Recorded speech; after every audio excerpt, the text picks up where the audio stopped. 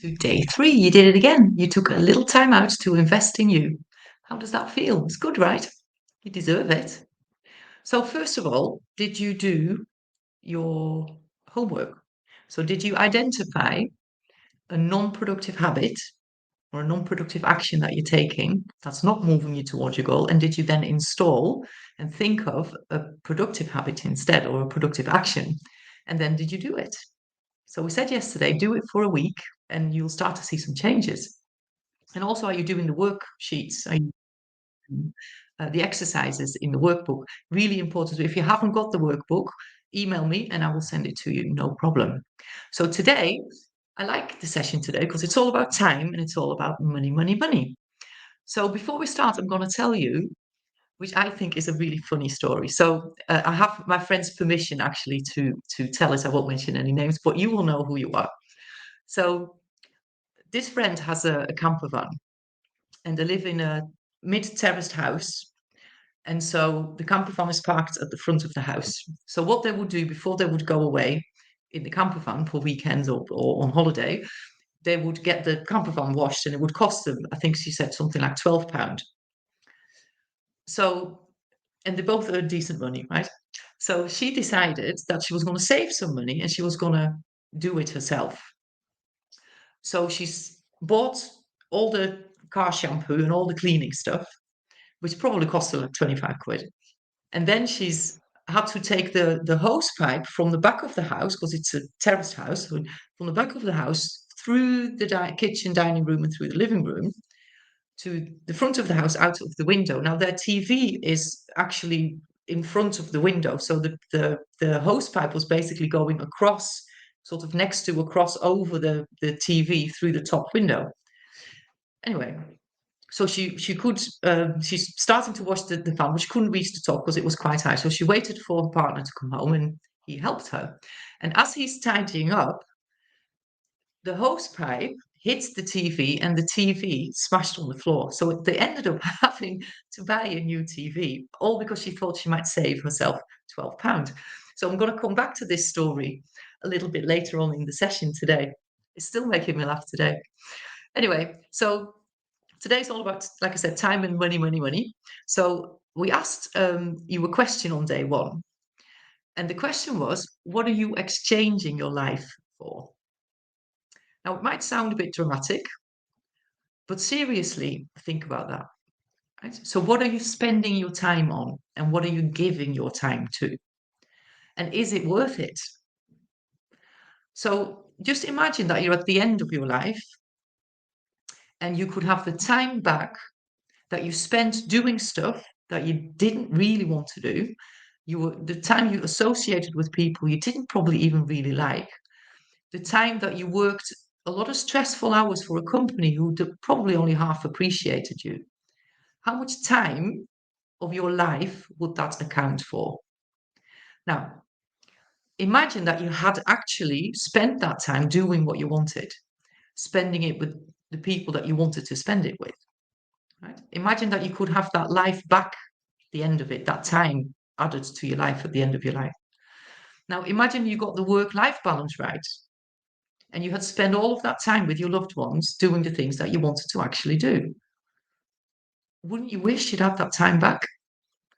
Now, we're all intelligent people on this call, right? So you probably wouldn't want to be sitting on a beach for 365 days sipping pina coladas because you need to use that brain. You need to be challenged. But what if you could do that and feel good, have no stress, and have a clear mind when you are with your loved ones? Wouldn't that be amazing? Right. Now, don't you think it's time to shake things up a bit? So if you're not, just so that you're not waiting for that weekend to come, or you're dragging yourself out of bed on a Monday or every day of the week, or you're waiting for retirement because that's when you're going to live the life that you really want to live. See, the thing is that you cannot manage time. We all have, this is a misconception. We say time management. We cannot manage time because we all get the same 24 hours. But what we can manage are our activities. Okay. So if you feel stressed and overwhelmed and overworked, and this is about the story we're telling ourselves as well, right? So start saying this to yourself instead. So tell yourself, I have plenty of time to do everything that needs to be done and to do all the things that I want to do over and over again. I have plenty of time to do all the things that need to be done and all the things that I want to do. Now, in fact, write it down 10 times in the morning and 10 times in the evening. And every time you feel that you are too busy and you don't have time, say it over and over and over again in your mind. Right? Remember from the session yesterday that we choose our thoughts, right? You choose it. So, I challenge you to do it for a week and then see what happens. Things will change. This is what happened with me, and it's happening with my clients too. So I've got a couple of tips for you here. So mostly work-based. So at work, check all the regular meetings that you have in your diary. And any meeting that is an hour long, reduce them to 45 minutes. And any meetings that are half an hour long, reduce them to 20 minutes. If you're organizing an ad hoc meeting and you normally would organize it for an hour, organize it for 45 minutes. And get the people that are inviting you to hour-long meetings to suggest to them that they also reduce that to 45 minutes. Because if you can do it in an hour, you can do it in 45 minutes. Right? Now, another one here is that if you go into meetings and you're not talking in that meeting for more than 25% of the time, you don't need to be there. Right? Someone can take notes and then distribute them. So there you go. You've already gained 25% of that time back, maybe more even. So if you want to have more insights on how to become more effective and productive, then and creating way more free time, then reach out and we'll talk about that, and I'll give you some more tips. So now we get to money, money, money. Do you love it or do you hate it? Now, a lot of people say it's not about the money, but those same people stay in a job that they don't really like, that they're very stressed out about sometimes. And guess what? They're doing it because of the money. So it is about the money. And that sounds really shameful, right? But it isn't at all. It's just that that's how we're taught to think about money. So here's a shocking question for you. So how much money do you bring in every month? What are you earning right now? Now, what were you earning a year ago, 3 years ago, 5 years ago? Probably about the same, right? Give or take maybe a few percentage points. Now, how much money have you got in your bank account? And has your balance looked the same for the last few years? So maybe you're always overdrawn, like I was always overdrawn. Maybe it's always hovering around the zero mark. Maybe you've always got a certain amount in the bank, maybe 10K, 25K, 50K, 100K, 500,000. So where is your comfortable point with money? When do you feel that you have enough money, and when do you feel that it's too little, or when do you feel that it's too much? And my mum, used to say that when she had more than £50,000 in her bank account, she would start feeling really uncomfortable, and in fact, she'd start giving her money away, right? Because she was really uncomfortable with having more than that amount of money in her bank. So ask yourself, how much money do you want to have? Remember yesterday, take away the constraints, take away all the beliefs that we hold and everything that we think isn't possible. How much money would you really want to have? And think about the lifestyle you would really want to live, and how much money would you need for that? Now, the thing is that you can have that. Did you know that? Did you know that you can actually have it? So my clients are seeing massive increases, and I myself have quadrupled my income over the last 2-3 years. So the thing is that you're earning what you're earning because you know how to earn that. We talked a little bit about this yesterday. So you're earning what you're earning because that's what you know how to do, and that's what you're comfortable with, and you're sort of living your life according to that. And there was someone said, can't remember who it was, but someone said not very long ago, they said, is your income dictating your wants, or are your wants dictating your income? And how you want to live is that your wants are dictating your income. So you want something and you make sure that you get the income for it. And I'll show you how to do it. Now, whatever you're earning right now, I'm sure that you know that you're worth way more than that, right? But the thing is that you just don't know how to earn more right now. That's all. You just don't know how to do it. Like when you first started riding a bike, you didn't know how to ride the bike. And the thing is that you already know everything that you need to know to do it. You just need to know that you know, and you need to then start to apply it. So, a person earning 1 million a year thinks very differently from a person who earns 50K or 10K a year or someone who's on benefits. And we said this yesterday, the only difference between those people is the way that they think, what they believe is possible. And of course, the way they feel about money. So, what is money?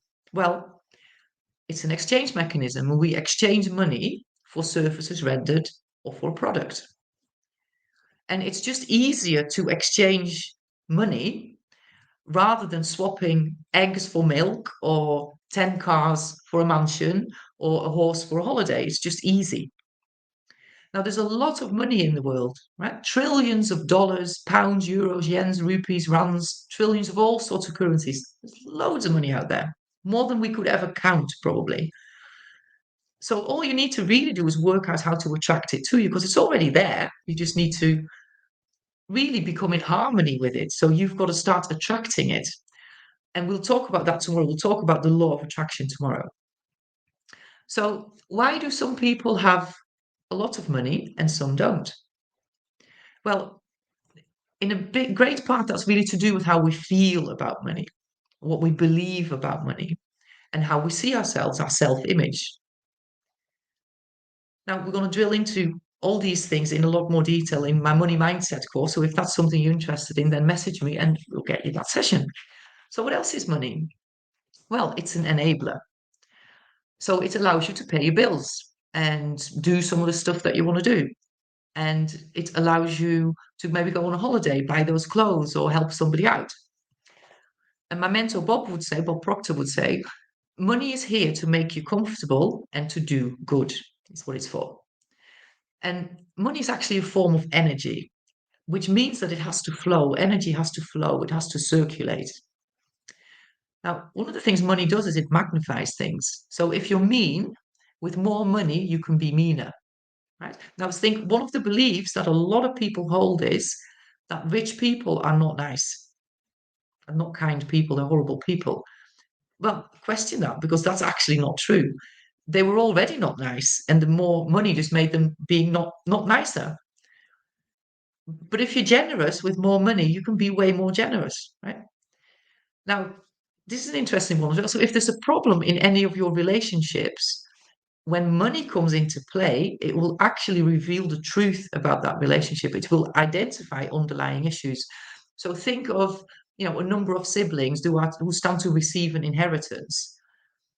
There tends to be a lot of falling out over the money, over the inheritance, right? But all it's doing is it's just showing the core state of the relationship between those siblings. My sister and I never fell out. There wasn't a big inheritance, but we never fell out. I know a few people who didn't fall out, but I know a lot of people who've fallen out with one or more siblings because money was involved.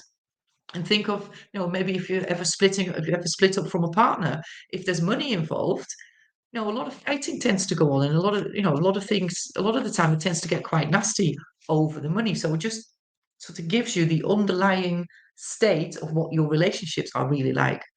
So my own example was with my ex, and I mentioned this, as part of introducing myself on the first day.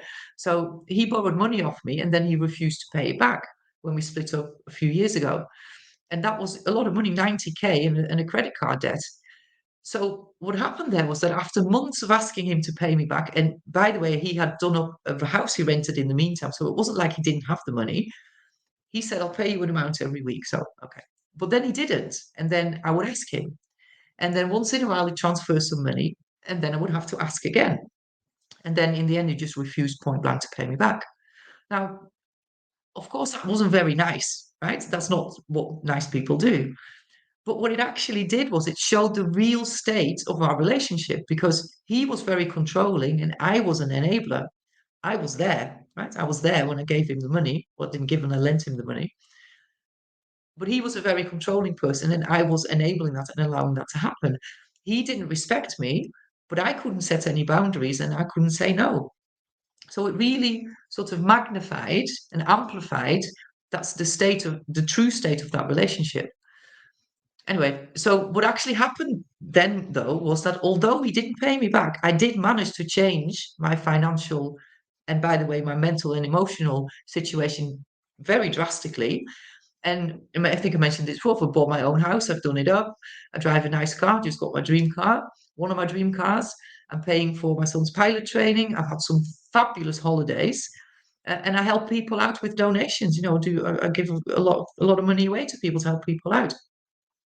So the thing is that no matter what happens, everything's in the past. And someone just today reminded me that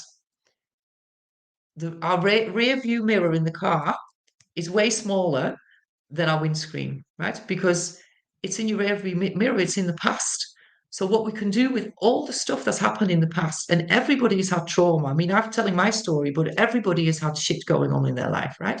But it's how you decide what you're going to do with that. Are you going to become a victim of it, or are you going to look for the good in it, look for the opportunity in it, and look for the lessons in it, right? Because when you do that, oh, your future is everything and anything that you want it to be. So you see, I really know that if I can change so drastically and my clients change so drastically in those, number of areas in their lives, I know that you can do it too, but you've got to give yourself the chance to do it. Open your mind and start thinking of the possibilities, right? And I'd love to talk to you and show you how to make that happen. And it doesn't have to be about money. It's just that today we talk about money. It can be any area of your life, because actually the same principles, we apply the same process and the same principles, the same laws to everything. Anyway, so how do you feel about money? Do you love it? We're taught not to love money, right? We're taught that, we're not really supposed to even talk about money. So do you love it? Or do you hate it? Or do you always think, I've not got enough? It's not enough. Now, remember we talked yesterday about the stick person. So we'll get into some more of that tomorrow.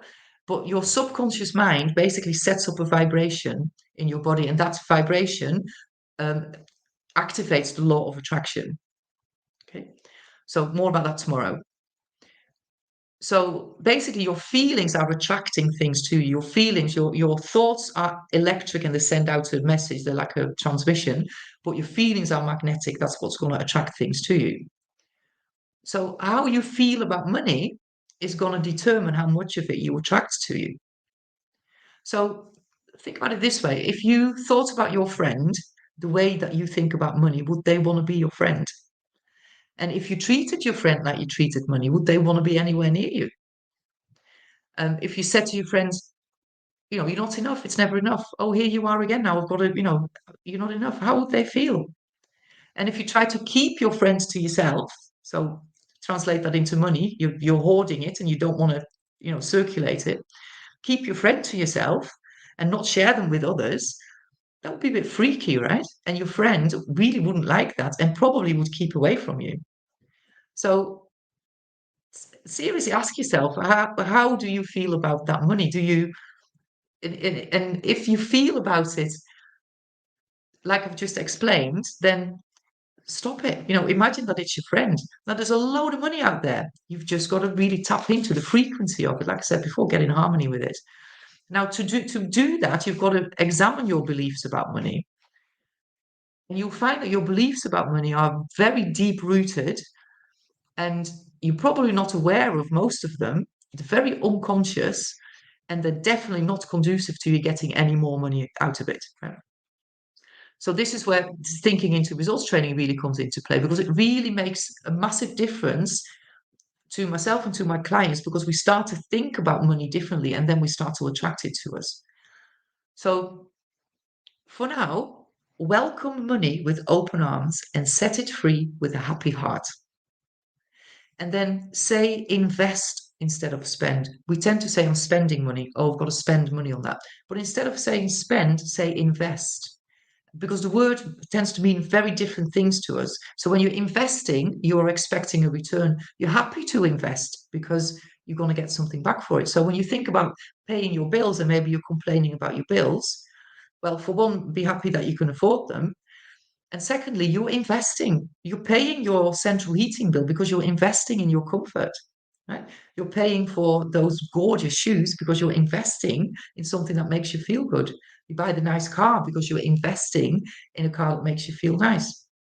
So say invest rather than spend. Invest means you're expecting a return, and spend means that you're expecting no return or a loss, because when it's spent, it's gone. So every time you circulate money, remember that you're helping somebody keep someone's job, right? So when you go to a shop and you spend money, that keeps someone in a job, so they can pay their bills and they can do some of the things that they want to do. So it's a really good thing to be spending a lot of money, because don't get yourself into debt. I'm absolutely not saying that. But it's there to circulate, because you investing in something makes you feel good, and at the same time you're helping somebody else. So getting back to Anne's story, who thought that she would wash her car and save a little bit of money. Well, she used to take it to a garage and they'd wash it for her. It'd be done in an hour. It took her 3 hours and then her partner another hour or maybe 2 hours, and they smashed up the telly, right? So what we say is you should leave things to the expert. Pay an expert to do something that you're not very good at, because they are way quicker at doing it and they'll do a way better job. So invest in the expert to do it. And one of the ways to look at it is think of what your hourly earnings are. What would what's your earning potential in an hour? And most likely, the things that you want to, draw an expert in for, it's probably not going to cost you more than what your earning potential is. So actually, it's better for you to spend your time on what you're good at with your earning potential, and pay somebody else what they're good at their earning potential. So I follow that rule. I have a lady who does my garden. I have a guy who comes and washes my car. I have a handyman who comes and puts my shelves up. If I was to put a shelf up, I could do it, but it would take me 3 hours. I'd do it wrong 5 times. It wouldn't look very good. And he's done it in 15 minutes, right? So really think about that. So here's an example. So if you have toothache, you wouldn't go to a mechanic, would you? You just wouldn't. Or if your knee's hurting, you wouldn't go to the dentist. You go to a doctor. So we ask for advice most of the time to the experts. But the thing is, with life, when we think about something that we want, when we think about our dream, what we tend to do is we tend to ask advice, or we tend to listen to people who are not living what we want to live. They have not achieved the goal that we want to achieve.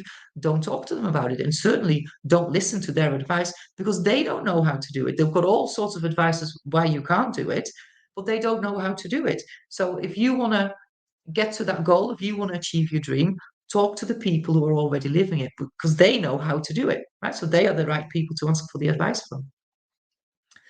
Anyway, where did it? Oh, yeah. So every time that you're circulating money, say to it, thank you for spending time with me. I look forward to seeing you soon again. Be sure to bring a lot of friends with you, because you know that they will have a fabulous time with me. How great is that? So you're investing in something, you're circulating some money, and you say, thank you for spending time with me. Please come back and bring lots of friends. It feels way better, right? Now, what I want you to do is I want you to take a negative belief that you have about money, and I want you to think about where that belief came from. Who told you that? It's probably something we were told when we were very little. Now, maybe like money doesn't grow on trees, or money is the root of all evil. Or, like I said before, people with money are nasty. They're not nice people. Now, ask yourself, is it actually true? That belief that you're identifying, is it really true? Is it really true? And you'll find that probably it isn't true, because you probably just told yourself that story and you never even questioned it, and you never even questioned the belief, like we explained yesterday when we did the exercise with, which leg do you put in your trousers first? It's just a habit that you've got used to. So your beliefs about money are an habitual way of thinking about money, just because someone else told you that that's how it was, and we never even questioned it. And then what I want you to do, so when you've got that belief, that negative belief about money down, then create a new belief. So the polar opposite, basically. So for instance, if you believe that money is the root of all evil, well, the thing is that you don't want to be evil, right? So subconsciously, you're blocking that money from coming to you, because you believe that if you have a lot of money, you're going to be evil. So that money's never going to come to you because you're sabotaging yourself, right? But it's actually not true. It's completely not true. So then turn that around and say something like, I can do so much good with money. It is the root of all good in this world. The more money I have, the more good I can do. Right? Now, remember how we said that you have to change a habit, change a belief by constant spaced repetition. So, what you need to do here is you need to identify that belief, write down the polar opposite, and keep repeating it. Write it down 10 times in the morning, write it down 10 times in the evening. Every time you think of money, say the new belief over and over again, because a belief is just a story you keep telling yourself. So when you keep telling yourself the new story, that is maybe I can do so much good with money, it's the root of all good in the world. The more money I have, the more good I can do. Feels way better, right? And do that and watch what starts to happen. It's brilliant. It's like magic. It's not, but it's like magic. So there's so much more to this, right? And my clients really are thriving, and I'm so happy about that. That's the best thing about the coaching that I do, is that I see people's lives change very, very quickly. I just love it because they decided that we're going to take the step and engage with the process that is absolutely improving their life. And it's in a very small space of time as well. They open their mind and they realize that I can't keep doing what I'm doing now and expecting something to change, because it's not going to change. Things are not going to change for you unless you drastically start doing something differently. And the thing is that you can't necessarily do that by yourself, because your paradigms are so strong they will keep pulling you back.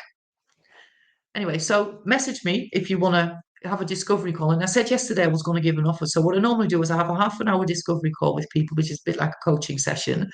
And then we talk about the program and the training that I do. So what I'm going to offer you now is I'm going to do a 45 minutes to an hour initial session with you, where we talk about what you want, where you're at the moment, what you want to achieve, what's holding you back, give you some top tips, and then I'll offer you a follow-up session so that you can really start to put some strategies into place.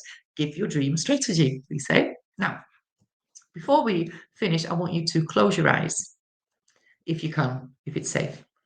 And I want you to imagine that you have all the time and all the money that you need to do what you want. Now, how do you feel? Do you feel relieved? Do you feel free? Does it feel like a weight is lifted? Maybe you feel lighthearted. Maybe you feel joy. Maybe you feel free. How does it feel? Now, imagine that feeling. Imagine feeling like that the majority of the time. How is that going to benefit you? And how is that going to benefit your family and your kids and your friends and your colleagues if you were feeling like that most of the time? And I promise you, it can absolutely be your reality. I did it, my clients are doing it, and so can you, guaranteed. As long as you follow the steps, do what I tell you to do, absolutely things will improve beyond your imagination. Mentor Bob, also used to say, you'll need a telescope to look back at where you were in 6 months' time. And I, for sure, absolutely do. Okay, so, there's a question here. How can I work less hours and earn more money? Well, that's your paradigm, right? So you work the hours you do and you earn the money that you do because that's what you know how to do, and that's what you're used to. So you've implemented some habits, some habitual way of doing things that are causing you to have to work the 60 hours or 80 hours a week, and that are keeping you at the level of the money that you're earning. Now, I have to say, a lot of my clients actually they are okay financially. So for them, it's not necessarily about earning lots more money, but it's about being able to enjoy that money that they're enjoying, to be able to do the things, to have the time and the brain space and the energy to do the things that they want to do with that money. Okay, so that's it for today. I will see you tomorrow, same time, same place, and we're going to take a deep dive into attitude and how to manifest what you want. Great stuff. We talk about some of the universal laws and specifically the law of attraction. So look forward to seeing you tomorrow. Enjoy the rest of your day, and remember, money is your friend. Treat it as such and watch what happens. I've loved this session, always a really good one. If you have any questions, reach out to me. If you haven't got that workbook, send me your email address and we'll send it to you. And I really look forward to seeing you tomorrow. Enjoy the rest of your day. Thank you.